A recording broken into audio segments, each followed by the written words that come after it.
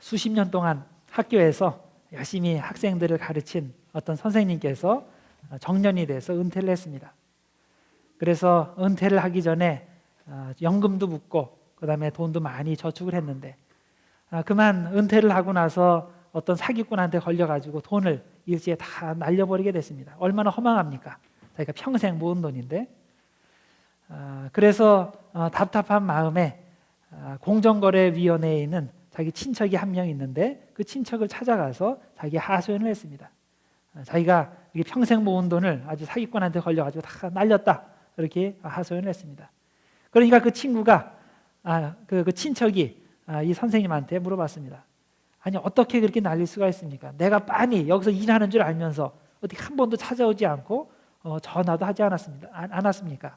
계약하기 전에 한 번이라도 전화를 했으면 내가 그것을 막았을 텐데 왜 도대체 안 찾아온 겁니까? 전화도 안 한 겁니까? 그러니까 이 선생님이 대답하시는 게 이겁니다. 내가 당신을 찾아가면 그러면 반드시 나보고 그거 관두라고 하지 말라고 할 것 같아서 내가 안 갔습니다. 그렇게 대답을 하더라는 거예요. 참 내가 잘못했습니다. 여러분, 이 선생님은 정답이 뭔지를 알고 있었죠. 그렇게 하면 안 된다는 걸 알고 있었어요. 그런데 그런 마음만 있는 것이 아니고 또 한쪽 마음에는 하고 싶은 욕망이 있는 거예요. 자기의 욕심에 끌려가지고 그것을 하게 된 겁니다. 사실 우리들이 잘못되는 경우들이 많이 있는데 정답을 몰라서 잘못됩니까? 그렇지는 않아요. 대부분의 경우는 정답이 뭔지를 알아요. 진짜 하나님께서 원하시는 길이 뭔지를 알아요. 마음속에 한쪽에서는 그게 하기가 싫은 거야. 내 욕심이 이끌린 대로 그렇게 살고 싶은 것입니다. 그래서 우리들이 잘못되는 그런 경우들을 우리들이 종종 인생에서 경험하게 됩니다. 진짜 정답을 알면서도 뭔가 사실이고 진실인 줄 알면서도 그대로 행하지 않은 사람이 오늘 본문 말씀에 나오는데 그 사람이 빌라도죠. 빌라도는 요즘 말로 하면 잘 나가는 정치가입니다.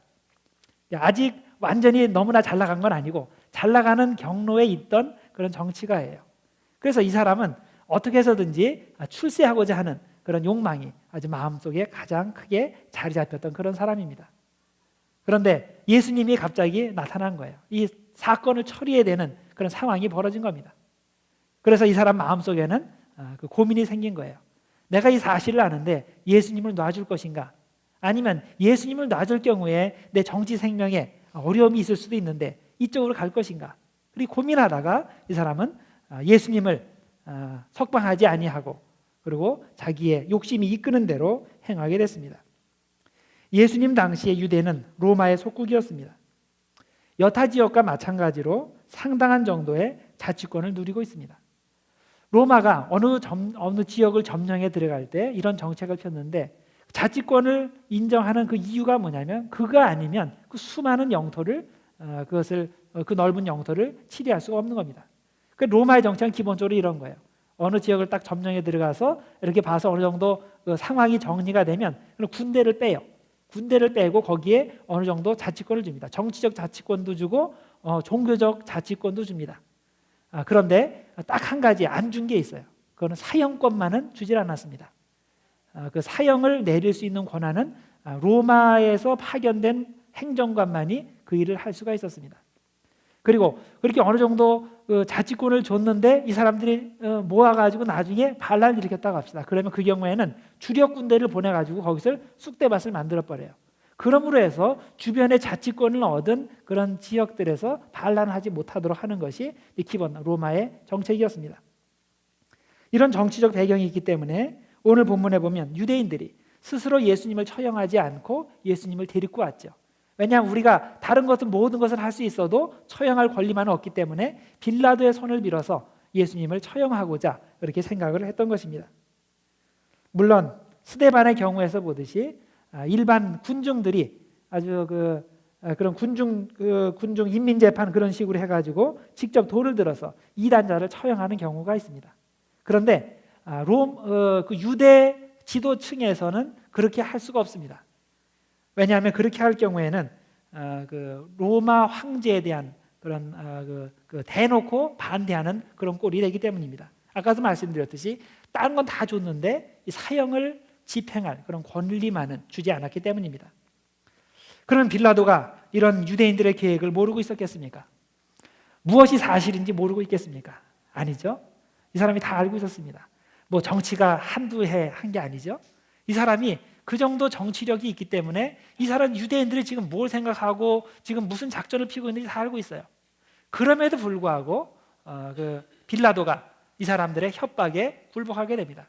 당신이 진짜 이 사람을 놓아주면 가이사의 충신이 아닙니다. 이런 협박을 받게 됩니다. 그런데 우리들의 이런 의문이 생길 수가 있어요. 아니, 총독이면 그 지역에서 가장 힘이 센 최고 권력자인데 무슨 이렇게 협박을 받을 만한 그런 것이 있을까? 그렇게 생각이 될 수가 있습니다. 그런데 우리들이 이것을 이해하기 위해서는 당시의 그 정치적인 상황을 이해할 필요가 있습니다. 로마가 어떤 그 지중해 지역의 그쪽의 나라들을 점령을 할 때 그 점령하는 그런 메커니즘이 두 가지가 있습니다. 하나는 그 지역이 황제 직속의 관할 지역에 두는 그런 방법입니다. 황제 직속의 관할에 둘 경우에는 그곳에 군대를 파견합니다. 군대를 파견하는 이유는 뭐냐면 그것이 평온한 지역이 아니고 소요 지역이에요. 그러니까 조금 정치적으로 불안한 지역에 군대를 파견하고 그리고 거기서 직접 황제가 관할을 합니다. 그래서 문제가 생기면 사람들이 그쪽에서 직접 상소를 할 수도 있고 그리고 그것을 받아서 황제가 직접 처리를 할 수 있습니다. 그리고 또 하나는 원로원이 장악하는 그런 지역이에요. 원로원이 지배하는 그런 지역인데 그것은 비교적 그렇게 어려운 지역이 아닙니다. 평화 지역이에요. 그래서 군대를 파견할 필요도 없어요. 그래서 주둔군이 없다는 그런 특징들이 있어요. 그러면 예루살렘을 포함하고 있는 팔레스틴은 어느 종류의 것이겠습니까? 첫 번째 종류의 주둔지입니다. 그 지역이 항상 그 소요 지역이고 어려운 지역이기 때문에 황제 직속으로 되어 있고 그리고 거기에 군대가 파견돼 나가 있습니다.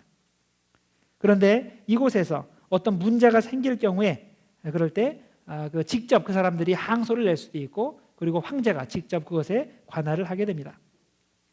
오늘 본문에 나오는 빌라도가 처한 상황이 바로 이런 것입니다.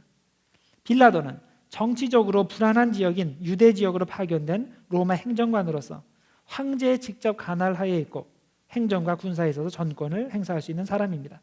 단 이곳에서 어떤 불상사가 일어나면 자기에게 불리해요. 불상사가 일어나면 그런 사람들이 상소를 할 것이고 그러면 황제가 그것을 보고서 이게 이 총독이 잘못이다. 그런 총독을 문책할 수 있는 가능성이 많이 생기게 되는 겁니다. 근데 원로원 지역 같은 경우에는 문제가 발생했을 경우에 황제한테 직접 오는 게 아니고 원로원으로 들어가 있기 때문에 중간에 손을 쓸 수가 있는 거예요. 그러니까 그런 차이점을 아시겠죠? 그래서 이 빌라도 같은 사람이 이곳 행정관이 명백한 위법을 했을 경우에 큰 잘못을 저질렀을 경우에 이것이 황제에게 알려지고 황제가 문책을 내리게 되면 그러면 자기 정치 생명에 별로 좋지 않은 겁니다. 그런데 빌라도의 경우 사실 최소한 두 번에 걸쳐서 상소가 올라간 적이 있어요.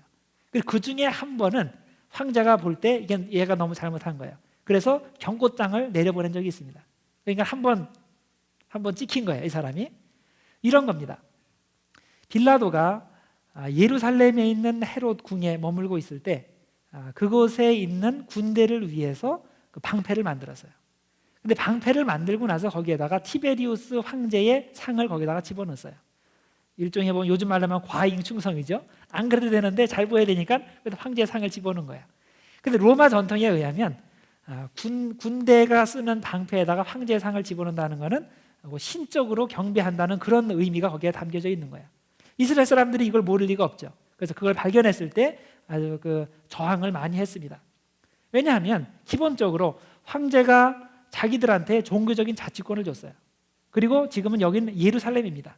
그렇기 때문에 신성한 예루살렘에서 이런 우상 숭배 행위를 눈뜨고 볼 수가 없다는 거예요. 그래서 막 저항을 심하게 했어요. 그러니까 빌라도의 측근들까지도 상태가 심각하니까 당장 그것을 지우는 게 좋겠습니다. 그렇게 조언을 했습니다. 그런데 빌라도가 이 말을 듣지 않았어요. 끝까지 강행을 했습니다. 그래서 결국 사람들이 모아서 황제에게 진정서를 냈고 황제가 이걸 보니까 별로 좋지가 않아요. 그래서 빌라도에게 직접 명령을 내렸습니다. 당장 자기 얼굴을 그것에서 지우라고 그렇게 명령을 내렸어요. 그래서 빌라도는 한번 찍힌 꼴이 되는 거예요. 자, 이런 상황에서 오늘 말씀이 전개가 되는 겁니다. 빌라도는 이런 나쁜 전력이 있는 사람이기 때문에 특별히 조심해야 됩니다. 그리고 유대인들은 이런 전력을 알고 있기 때문에 이것을 이용해서 협박을 하는 거예요. 당신 한 번 찍혔지? 이번 사건에 또 한 번 하면 또 한 번 찍힌다. 그러면 당신 정치 생명에 별로 좋지 않을 거다. 이런 식으로 협박을 하는 겁니다. 그래서 뭐라고 말합니까? 감히 자신을 왕이라고 하는 사람을 살려준다면 당신은 가이사의 충신이 아닙니다. 당신은 같이 반역자가 되는 겁니다. 이런 쪽으로 협박을 하는 거죠. 빌라도는 다시 한번 좋지 못한 항의서가 황제에게 전해지는 것을 원치 않았기 때문에 예수가 아무 죄가 없다는 걸 알았지만은 그럼에도 불구하고 예수를 놓아주지를 않은 것입니다. 또 한 가지 우리가 고려해야 될 사항이 있습니다. 그것은 이런 협박이 이루어진 타이밍입니다. 언제입니까? 바로 유대인들이 가장 많이 모이는 유월절 바로 직전입니다. 이 유월절이 되면 아주 메이저한 그런 축제이기 때문에 사방에서, 지중해 사방에서 사람들이 몰려듭니다. 그럼 모르는 사람들이 사방에서 몰려들면 이 사람들이 어떤 일을 꾸밀지 몰라요. 그래서 이때가 총독으로서는 아주 가장 긴장되는 시기이고, 그리고 그것을 위해서 군대들을 미리 준비를 시켜 놓았던 것입니다.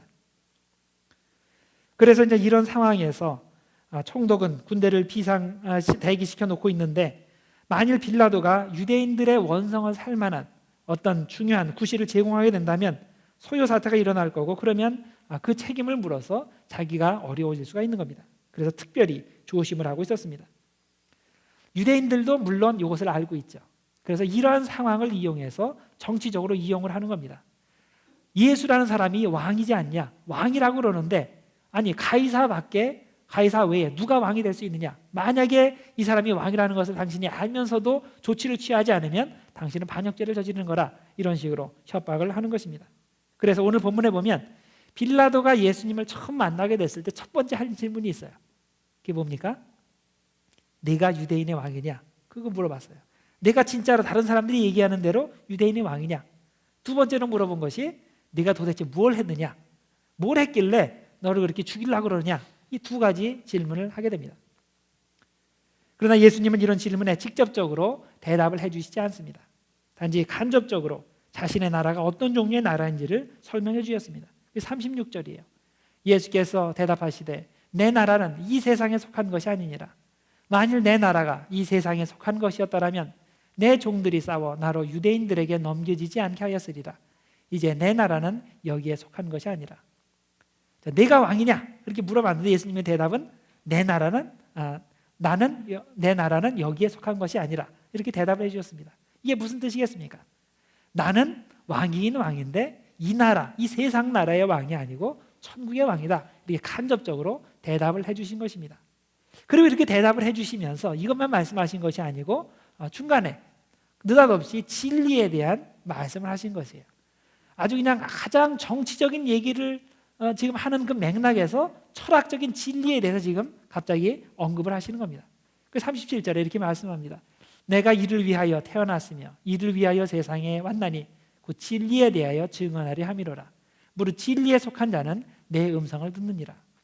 자, 진리에 속한 사람은 내 음성을 듣느니라. 나는 그리고 진리를 위해서 이 세상에 왔다. 이게 무슨 말입니까? 내가 너희에게 진리를 알려주기 때문에 너는 그것을 받아들여야 된다. 그래서 구원을 얻으라는 일종의 아주 가장 중요한 메시지를 지금 전해주시고 있는 것입니다. 빌라도는 그런데 이것에 대해서 어떻게 생각을 합니까? 전혀 이 머릿속에 들어오지가 않는 겁니다. 빌라도는 왜냐하면 진리에 대해서 관심이 없기 때문입니다. 진리가 필요하다거나 구원이 필요하다거나 예수가 필요하다는 생각이 전혀 들지 않는 것입니다. 그래서 예수님의 언급에 진리가 뭐냐 이렇게 한마디 하고 나서 그냥 밖으로 나가버립니다. 밖에 나가서 그때부터 유대인들과 정치적인 거래를 하기 시작합니다. 오늘 본문 말씀에서 빌라도가 처음 예수님을 이렇게 만났는데 빌라도는 이 만남에서 어떠한 유익도 얻지 못했습니다. 어떤 육적인 유익이나 영적인 유익을 얻지 못했습니다. 다른 사람들은 어떻습니까? 다른 사람들은 예수님을 만나면 자신의 문제가 해결이 됐어요. 육신의 병의 문제가 해결되고 영혼의 귀신의 문제가 해결이 되고, 그리고 예수님을 만나서 삶의 의미를 되찾고 그리고 다시 새 삶을 시작을 하게 됐습니다. 그런데 어떻게 된 것인지 이 빌라도는 예수님을 만났는데 가장 중요한 이런 진리를 발견할 수 있는 기회에도 불구하고 그것에 아무런 영적인 육적인 유익도 얻지 못했던 것입니다. 그 이유가 무엇이겠습니까? 두 가지를 들 수가 있어요. 첫 번째는 관심이 올바르지 않기 때문입니다. 빌라도는 진리에 대해서 관심이 없고 세상 출세에 대해서만 관심이 있는 것입니다. 우리가 살면서 반복해서 경험하는 것은 우리의 관심은 우리의 보는 능력을 결정합니다. 그리고 우리의 보는 능력은 우리의 행동을 결정합니다. 예를 들어 보겠습니다. 혹시 여러분들 중에 권투 좋아하시는 분들 있어요? 개 중에 남자분들 중에 그런 분들도 있고 어떤 분은 여자분들 중에서도 좋아하시는 분이 있긴 한데, 만약에 그런 분들이 저한테 라스베가스에서 열리는 어떤 챔피언십 경기, 권투 경기 시합 한 티켓 2장을 줬다고 합시다. 굉장히 비싸겠죠? 그럼 제가 그걸 갖고 어떻게 할 것 같습니까? 저는 절대 안 가요. 왜 안 가냐면 저는 권투에 관심이 없어요. 관심도 없고 시간도 없고. 관심이 없으니까 그 티켓이 얼마나 비싼 건지에 관심도 없어요. 가치에 대한 그 보는 눈이 없는 거예요. 가치를 보는 눈이 없기 때문에 당연히 안 가죠. 근데 만약에 여러분들이 저에게 골프장 티켓 2개를 줬다. 그럼 어떻게 될 것 같아요? 완전히 상황이 다릅니다. 저는 거기에 관심이 있으니까 그것을 감사하게 사용할 겁니다. 바로 내 관심의 차이가 행동까지 연결이 되는 것입니다. 관심이 있으면 그것의 가치를 알게 되고, 가치를 알게 되면 그런 행동하게 되어 있습니다. 마찬가지로 오늘 본문에서 왜 빌라도가 예수님께서 제시하시는 진리를 거부했는지 이유는 자명한 것입니다. 빌라도는 진리에 대한 관심이 없습니다. 구원에 대한 관심도 없고 진리에 대한 관심도 없고 예수님에 대한 관심도 없습니다. 그 사람의 관심은 어떻게 하면 내가 빨리 출세할 수 있을까, 그것에만 관심이 있는 거예요. 현재는 예루살렘 같이 소요 지역에 총독으로 있습니다. 제2류 도시의 행정관으로 있지만은 여기서 잘 성공하고 나가면 나중에 더 큰 도시에서 또 더 높은 자리에 올라갈 생각만 지금 하고 있는 거죠. 그래서 예수를 통해 진리를 얻을 수 있는 가장 좋은 기회를 얻었지만은 관심이 딴 데 있었기 때문에 그 좋은 기회를 그냥 놓쳐버리게 됐습니다. 그리고 더 놓쳐버릴 뿐만 아니고 그 예수를 죽이는데 1등 공신이 되는 죄를 범하게 된 것입니다. 여러분들에게 묻고 싶습니다. 여러분들 현재 관심이 어디에 있습니까? 어디에 관심이 있어요? 여러분들에게 만약에 10시간을 주겠다, 10시간은 프리, 그럼 뭘 하시겠어요? 그게 바로 여러분의 관심입니다. 진리에 관심이 있습니까? 길과 진리와 생명이 되시는 예수님을 아는데 최대의 관심이 있습니까? 아니면 교회 다니면서도 다른 것, 출세나 돈이나 명예나 그런 데서 관심이 있습니까? 여러분, 관심이 없으면 가치가 보이지 않고, 가치가 보이지 않으면 행동하지 않습니다. 우리가 예수님께 관심이 없으면 예수님을 위해서 힘과 시간과 정성을 들이지 않습니다. 그런 것의 가치를 모르기 때문입니다. 가치를 모르니까 그것에 따라서 행동을 하지 않는 겁니다. 따라서 우리는 세상에 출세나 돈이나 명예에 관심을 가지는 것이 아니고 오직 진리 되시는 예수님께 관심을 가져야 하는 것입니다. 그럴 때 빌라도 같이 예수님이 바로 눈앞에 있는데도 예수님을 그냥 지나쳐버리는 어리석음을 행하지 않게 되는 것입니다. 바라기는 진리 되신 예수님을 더 잘 알고 더 깊게 경험하기 위해서 성경 말씀에 관심이 있고 예배에 관심을 가지고 기도에 관심을 가지고 교회에 더 관심을 가지는 여러분들 되길 바랍니다. 둘째로, 우리가 빌라도와 같이 되지 않기 위해서는 예수 그리스도의 진리 되신 예수님을 피하지 말아야 됩니다. 그것을 회피하지 말아야 됩니다. 빌라도는 회피하는 사람의 전형적인 케이스입니다. 유대인들이 예수님을 데려왔을 때 빌라도는 예수님에 대해서 또 그 진리에 대해서 얘기를 해야 되는데 그 대화하는 그 자체를 회피했습니다. 예수님이 무죄라는 것을 판결해 줘야 되는데 그 책임도 회피하게 됩니다. 너희들이 이 사람을 데려다가 너희 법대로 처리하라, 그렇게 회피를 합니다.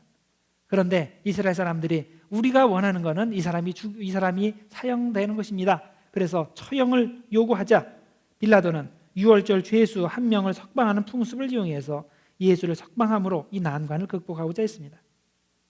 이렇게 빌라도는 무엇이 사실인지 알면서도 최고 행정관으로서의 자신의 임무를 회피했습니다. 여러분, 혹시 여러분도 신앙의 문제에 있어서 그리고 예수님에 대해서 빌라도 같이 회피하는 사람은 아닙니까? 우리는 이 세상에서 예수님에 대해서 다 담대히 증언하는 사람이 되어야 합니다. 예수님을 고백해야 할 때 담대히 고백하고 진리의 편에 서야 할 때 담대히 믿음을 가지고 진리의 편에 서는 사람이 되어야 됩니다. 또한 예수님이 우리에게 진리의 말씀을 하실 때 그 말씀을 회피해서는 안 됩니다. 그 말씀이 듣기 거북하고 그 말씀이 나에게 책망하는 말씀일수록 더욱 정신을 차리고 들어야 됩니다. 그렇지 않고 빌라도처럼 안 들은 척하고 그리고 회피하게 된다면 예수님께서 주시는 구원의 복을 그냥 놓치고 마는 것입니다. 여러분, 한마디로 말하면 빌라도는 자신의 출세를 위해서 예수님을 버린 사람입니다. 자신의 성공을 위해서 진리의 문제를 회피한 사람입니다. 여러분, 만일 여러분이 예수님을 선택하고 진리를 선택할 때 출세길이 막힌다고 한다면 과연 여러분은 그래도 예수님을 선택하시겠습니까? 만약에 여러분들이 예수님을 따르기 위해서 여러분들이 돈 버는 길이 막히게 된다면 그럴 때도 여러분 예수님을 선택할 수 있겠습니까? 여러분이 세상에서 각자의 삶의 자리에서 생활하실 때 오늘의 말씀을 꼭 기억하시길 바랍니다. 나는 절대로 빌라도가 되지 않겠다는 그런 결단을 하시기를 바랍니다. 돈보다 예수님을 선택하고 세상 출세보다 예수님을 선택하고 자신의 어떤 세상적인 욕망보다 예수님을 더 선택하고 나 자신의 유익보다 예수님을 선택하는 그런 믿음의 결단을 하시는 여러분들 되길 바랍니다. 그럴 때 하나님께서 기뻐하시는 그런 진리의 자녀들이 되고 하나님께서 예비하시는 그런 풍성한 구원의 열매가 여러분들의 삶에 맺어질 것입니다. 이런 주님의 풍성한 은혜가 여러분들 삶 가운데 넘치게 되기를 주님의 이름으로 축원드립니다. 기도하겠습니다. 하나님 아버지, 오늘도 생명의 말씀으로 우리 영혼을 채워주심을 감사드립니다. 빌라도가 진리를 알고 예수님을 알 수 있는 좋은 기회를 얻었지만 그것을 놓쳐버리게 되었습니다. 하나님 주님께서 우리에게 오실 때 우리에게 말씀하실 때 주님을 외면하지 않고 주님 말씀을 겸손히 듣게 해주시길 원합니다. 나 자신의 출세를 위해 돈을 위해 명예를 위해 주님을 외면하고 버리는 빌라도가 되지 않게 하시고 주님께 최고의 관심을 가지고 주님의 말씀에 순종하는 우리들이 될 수 있도록 축복하여 주시옵소서. 예수님의 이름으로 기도드리옵나이다. 아멘.